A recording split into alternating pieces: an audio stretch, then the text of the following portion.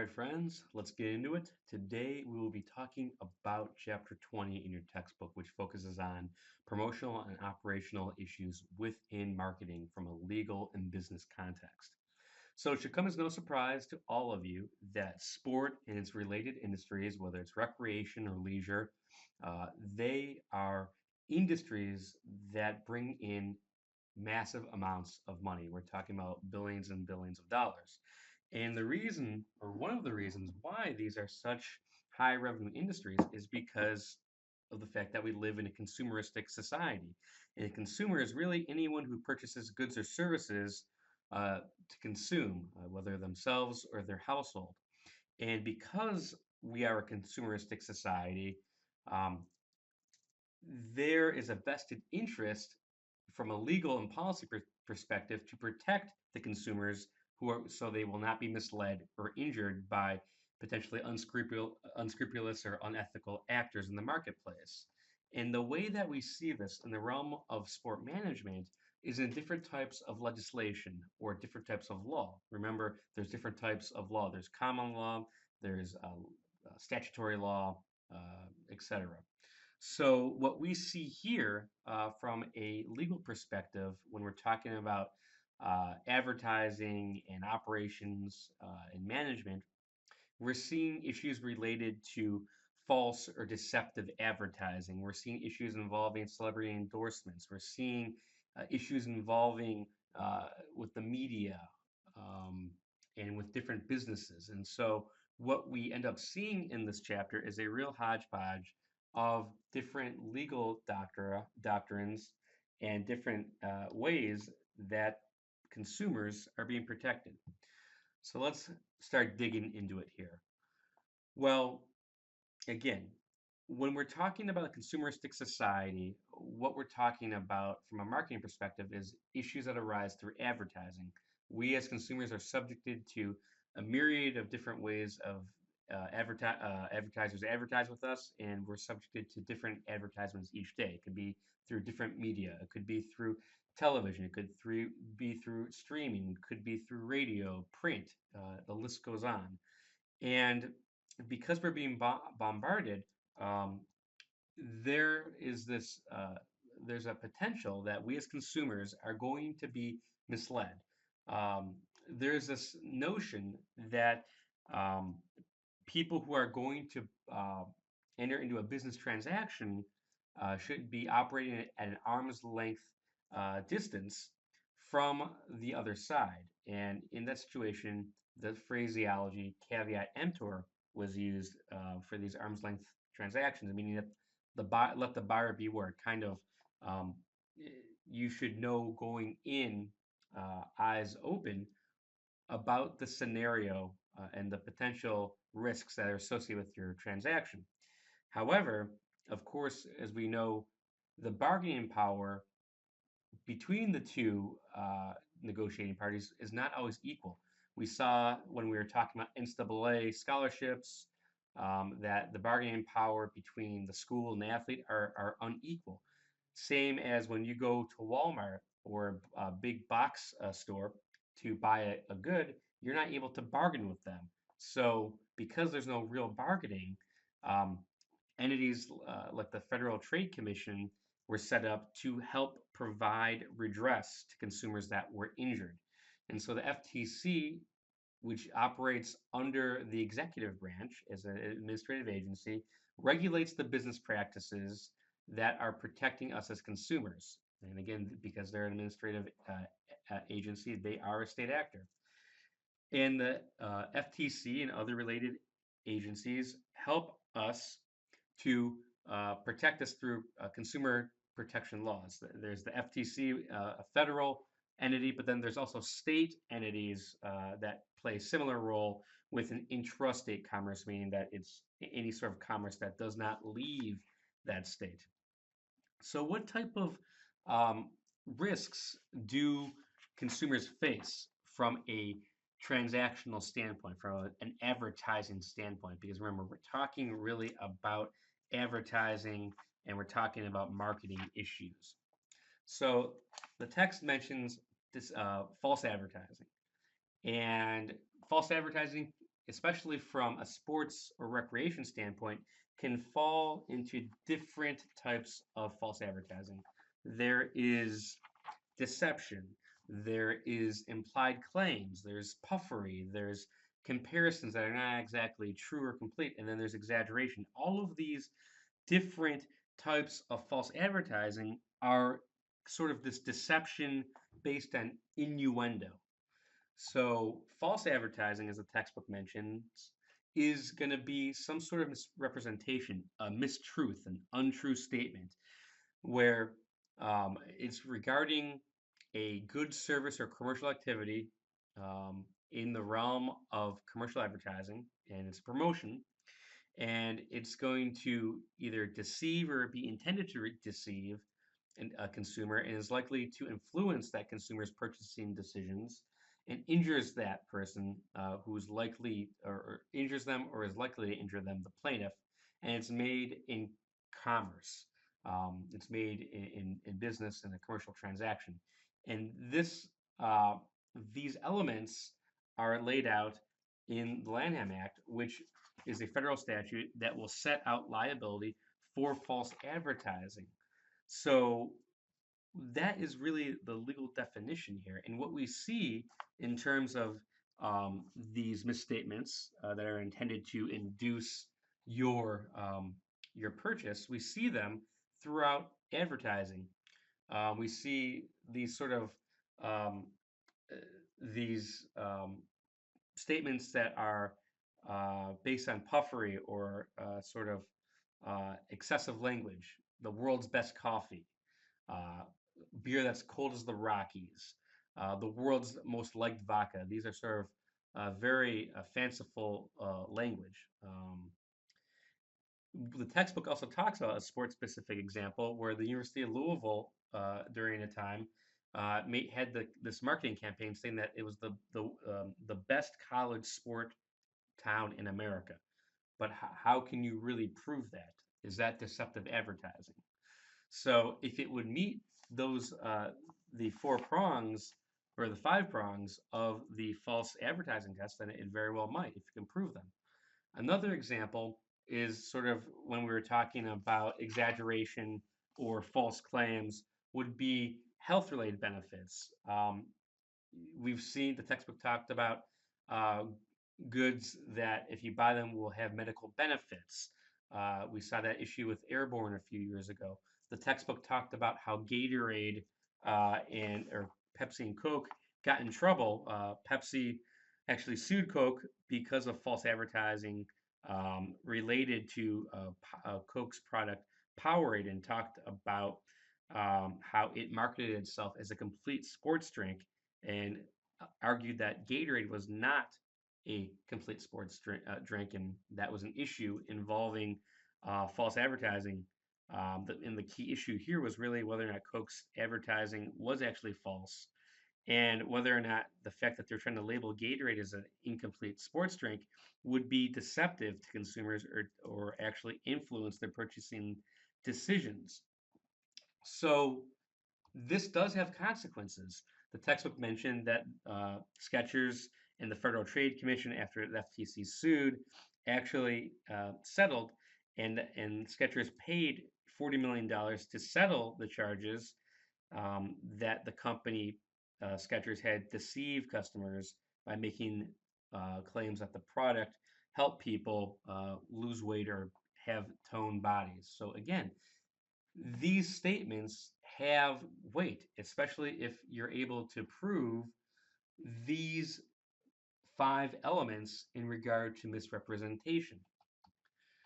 Now, this also relates very importantly when we're talking about athletes, because now more than ever, athletes are engaged in endorsements. They're trying to maximize their revenue streams, and social media plays a big role in that.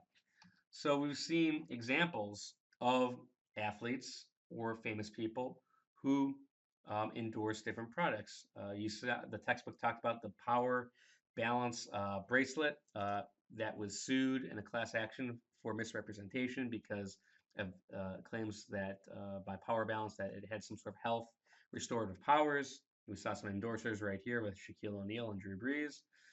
You got Joe Montana on the upper left involving the shape ups. You've got Brett Favre endorsing the Tough Blade, and certainly it's not illegal or not a violation of federal trade law for athletes to actually endorse products, but there's specific elements because these athletes can hold sway for the athletes to actually their endorsement needs to be an honest opinion, um, or that they have actually used the product.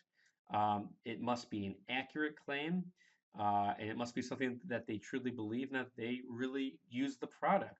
And once the special or the famous person no longer feels that way, they cannot participate in that endorsement campaign.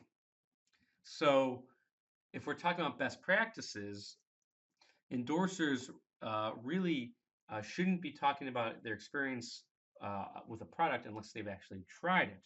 So if you were in the business of sport or recreation and or leisure, and you had a sufficiently famous person that came to you to endorse a product, you would want to make sure that they actually have used it and that they actually feel that it is a worthwhile product. If they actually used it and they didn't like it, and they still can't, they should not be endorsing it if they don't really feel that way. Um, and these are just several examples of best practices here. So now let's talk about image rights. Now that we've talked a little bit about Federal Trade Commission practices and laws that are trying to protect consumers. So image rights really flow in are part and parcel of an athlete's ability to endorse or an ability to um, profit off of their likeness.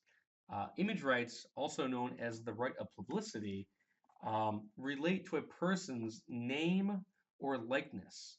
It gives an athlete the right to control anything ranging from their image, their name, their likeness, even sometimes their stats, and to profit off of that. Um, the right of publicity really stemmed, as the textbook said, from the right to be left alone. But nowadays, it's more focused on the right for them to to profit off of their image because that athlete has spent years and years and years and years working to make their name or image valuable. So they should be able to profit from the sweat of their brow. So, sort of the notion that you should be able to reap what you sow. So, although the right of publicity is not a federal law, 30 states have passed some form of protection for an athlete's right of publicity. Now, 19 of those are statutory, meaning that the state legislature actually passed those. Um, and 11 states have some sort of common law protection through stare decisis, judge made law. 12 states also include the ability to protect an athlete's right of publicity after they've passed away. Now, like I said, although there's no federal right of publicity, here are the elements, and it's fairly straightforward. First,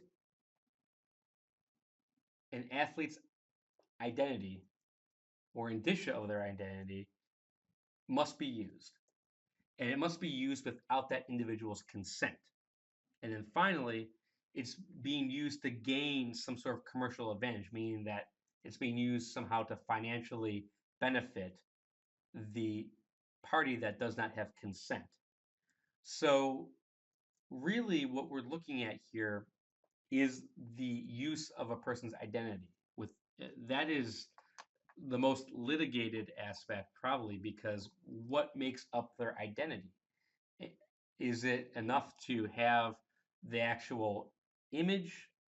Must it be the image, or can it be some sort of reference to their image, an homage? And the most common defense here is First Amendment, that they appropriated that image without their consent can be balanced against First Amendment.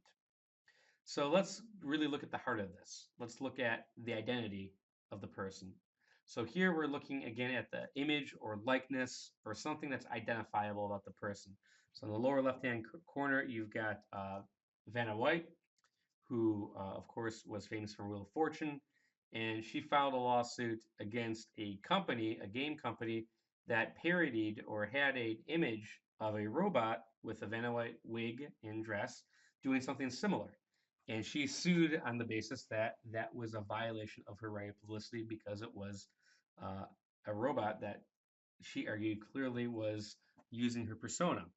So a persona is not just someone's name or likeness physically, but it could include other attributes. Um, Also, voice and lookalikes, a phrase, these also can be a protectable indicia. You see on the right, there's the Three Stooges, and they were involved in the Three Stooges case where their pictures were affixed to a T-shirt using a charcoaling type method, and there was an argument as to whether or not their image was used in a way that violated the right of publicity, or if it just became a part of the next product. Now, there's several defenses here involving the First Amendment. Um, and the mother of defenses really is involving the Zucchini case. And there, that was the human cannonballer. And he would go around, and his act would be he would be shot in the stomach by a cannonball, and then people would pay money for that. But then a news crew came and recorded that act, and then they broadcasted the act on the news. And there was an issue about whether or not that broadcasting was violation of the right publicity. The news reporters filmed the entire show and broadcast it on that nightly news without that individual's consent, Zucchini. And the court actually held in Zucchini's favor, overriding the First Amendment defense because of the fact that um, the entire performance of the was broadcast, and by doing that, it significantly decreased the value of performance and the potential economic gains I could have received. The court balanced the First Amendment rights of the broadcasting station with the right publicity of Zucchini, and it said that it does that the um, it said that the right of Zucchini was trumped the right of First Amendment defense because it broadcasted not just one element, one piece of the act, but the entire act in total, which rendered it economically less viable. Now, this balancing test has also been used since Zucchini. And we've got the transformative use test and the predominant purpose test, as well as the Rogers relatedness or balancing test. So here, for transformative use, what we're looking at is whether or not the work that was appropriated or misappropriated, the image, is used to be part of a new creation where that image that was used without consent is just one cog in the new image, or if that image is actually the sum of that new image. So when determining whether or not the celebrity likeness is just one part of the new calculus, it's raw material from the original work, or whether or not that the new work is actually the sum of the new work is just um, the misappropriated old work, that would be important. So whether or not that piece that was being appropriated, so the likeness of the Three Stooges being used in a way that they put the Three Stooges faces on the T-shirt using that charcoaling, was that the only new element, um, or was the Three Stooges faces one part of a whole collage of works? But in that case, it was just one. It was their faces was the sum of the parts, and so that would have failed the transformative use test. Now, if we look at the Giro Publishing case, the Tiger Woods case, this was another case where Tiger Woods had won the Masters, and there was a famous sports painter, sports artist who created this work in the center, showing Tiger Woods, documenting his iconic win, and then the sports artist actually made lithographs and also painted these pictures and sold them. And Tiger Woods' publishing company, his intellectual property arm, sued, alleging violation of his right of publicity. However, under this transformative use test, you can see that Tiger Woods is not the sum of the new product. You've got Woods in the center, but you've also got a collage of famous golfers from yesteryear in the background. You've got the famous clubhouse from the golf course. You've got his caddy. You've got a couple of Tiger Woodses, um, and so this is his image is not just the new work. So that is provided more protection. Now you compare that with the Hart case versus EA Sports, and Hart won based on the notion that the players in the EA Sports football game uh, are actually their likeness is all combined to create the exact same realistic experience that a normal person would expect by going to a college football game. And although EA Sports argued that other elements of the game, like the crowd, the stadia, the unique elements of each campus, et cetera, that EA Sports tried to argue that this meant that there's other elements that create a whole new work, but the court actually found that the new the new product was still the old, which was the football game, and so it was an infringement of the right of publicity, the athletes. And of course, what's been in the news has been O'Bannon and the NCAA athlete cases against the NCAA for violation of the right of publicity. So I would really ask you to think based off of what we've talked about, use of the athlete's image without their consent for compensation, whether or not this the players um, would be successful involving NCAA basketball and the like. So now let's talk about ambush marketing. So I'm glad you asked what is ambush marketing. Well, let's see for a moment. Pepsi launched an ad here saying that they're the unofficial sponsor of the 2014 World Cup. So what's wrong with that? Well, we'll talk about it. What are the legal issues with ambush marketing? And really, what we're really talking about here is when a sporting event has a contract with another entity, usually some sort of product or service, to be a sponsor of that event. And what happens, even though that the two parties paid money, or that I'm sorry, that the sponsor paid big money to associate with that event, and they've got their competitor coming in to create a false association. And that's really what we're talking about here.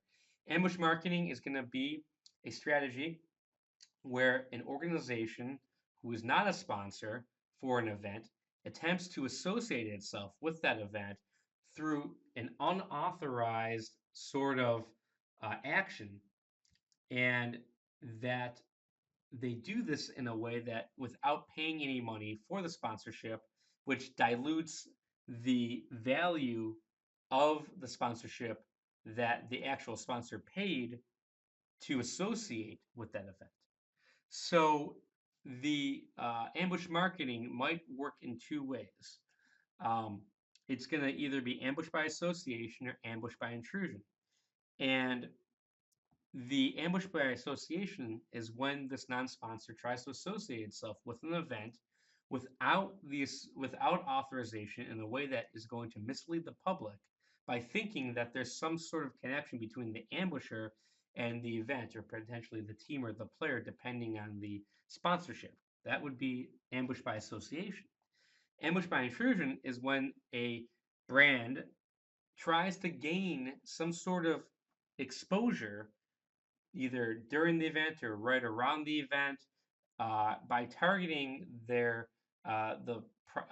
by targeting either a stadium or an audience or a location that is in close proximity to that event. And so, really, with both of these, an organization is not paying for the right to associate with an event, and instead that right is going to probably a competitor of that entity, and they're trying to capitalize on the goodwill associated with that event without paying for that right. And it's going to cause confusion amongst the consuming public, which is usually us, that's going to mistakenly think that there is an association, um, either by being close to that event or trying to create an, uh, an experience that leads us to believe by the parasite in an ambush marketing by intrusion is going to attach itself with that event. So there's pretty common tactics here. There's going to be buying airtime during an event or broadcast, conducting some sort of lottery or prize contest using tickets for that event. That's what we saw with Coors beer with NCAA, as well as with Molson, I believe, or that was actually Pepsi, which had a subsidiary here where they were trying to create um, that association involving the NHL, or creating offers that tie thematically to an event, thematic based advertising events, among others. We also have fans being hired to hold up signs or logos during an event. Um, One of the videos that are posted for this week show women that were paid to attractive women that were paid uh, to wear these bright orange clothing to associate themselves with a beer that was not a sponsor of that event. Um, so common ways for ambushing, we've got the good, the bad, and the cheeky. You've got uh, on the lower left-hand corner a broad-based marketing campaign involving print for the Brazilian World Cup. You've got Nike here, who may or may not have missed the mark, involving the phrase "find your greatness" to create some sort of potential association with the Olympic Games or with a mega event. You've got someone running, and then the more cheeky one, the ambush by intrusion, is during an actual mega event like the World Cup. You've got a player who, after doing something that would merit him airtime, he uh, he unveiled a slogan attached with a European betting operation. I believe that person was fined 100,000 euros for that event. So more examples of ambush. Nike hosted the 3-on-3 basketball tournament across the street from the Pepsi Center, which is in Denver, during the NCAA finals. And although Nike did not sponsor March Madness, it created that association because it was offering a huge basketball tournament during March Madness in close proximity that created that impression. So the textbook also references uh, a an, a marketing campaign by Beats by Dre, where the marketers or representatives of the company would have these quote unquote chance encounters where the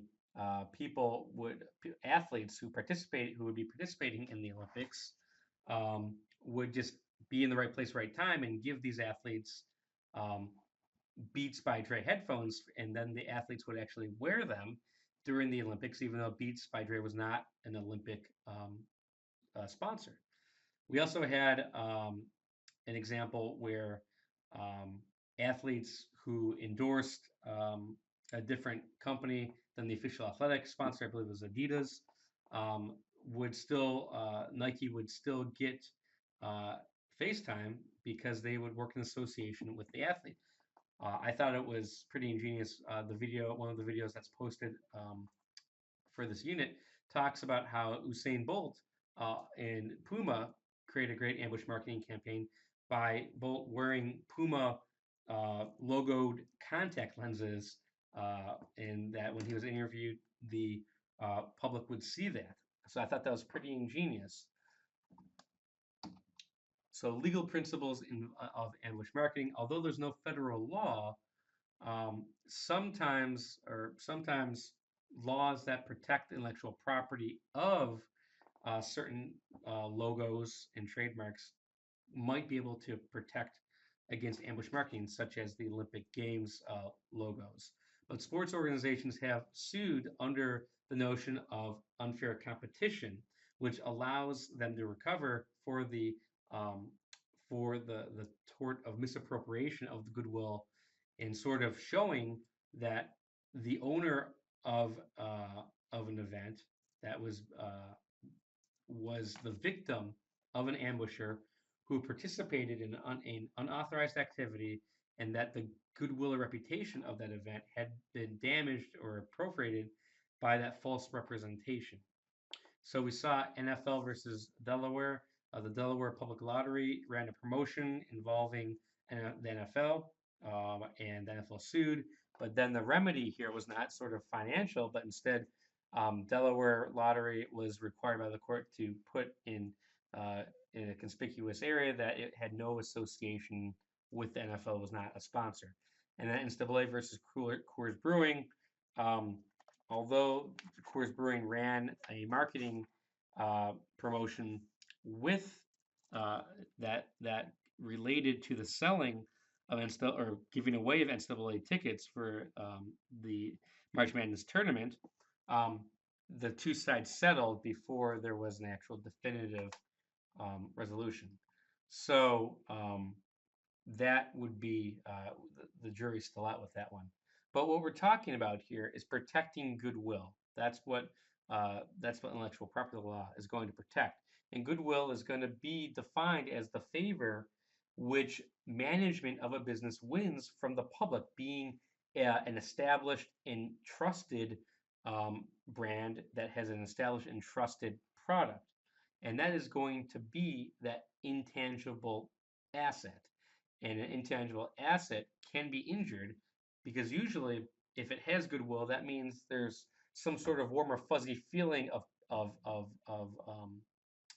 value, of worth, of quality that that a user feels um, when they're purchasing that product. It's the difference between a Kia and a Porsche. They're both vehicles, but as we talked about before, someone is going to buy a Porsche for different reasons than what they're going to buy a Kia, even though both are going to get you from point A to point B, hopefully. So if we're going to kind of revisit intellectual property, remember intellectual property, like I said, they're assets, they're intangible products that a company is going to be investing in, and it is supposed to compensate a company for the time and money and effort they put into cultivating that value.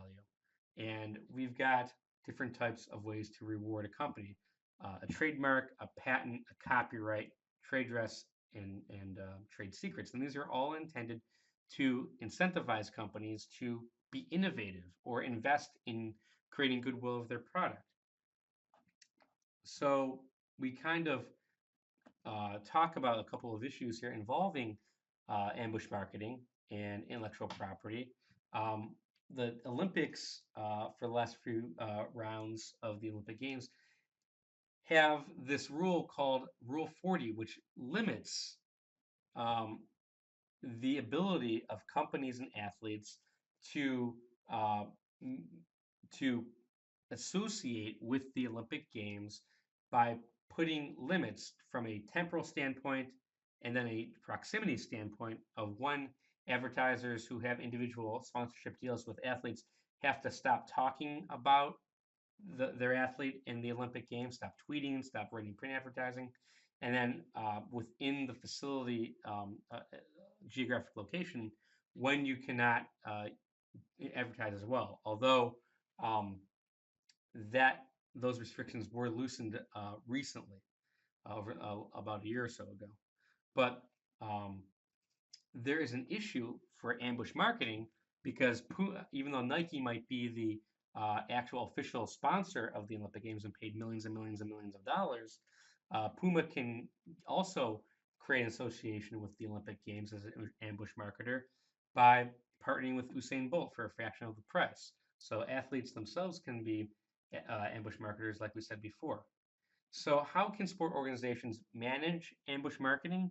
Well, that's a good question. And really, what we're talking about here is organizations should work with their partners in drafting contracts that create legal protections and contingency plans in the event that potential ambush marketing occurs, and having attorneys involved in the process so that there's clauses are being drafted from the worst case scenario standpoint, like we talked about in contract law, would be etched into the contract. And instead of having an unknown potential remedy, the remedy is in the contract itself.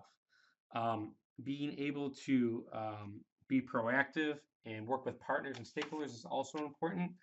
And then working to make sure that um, contingency plans are in place are going to help with ambush marketing, as well as deceptive advertising. If we're really going to talk about things, issues involving advertising occur from a intellectual property standpoint involving athletes and businesses and outside third parties. So these are just some of the issues that are important when we're talking intellectual property law and marketing from a business and operations standpoint.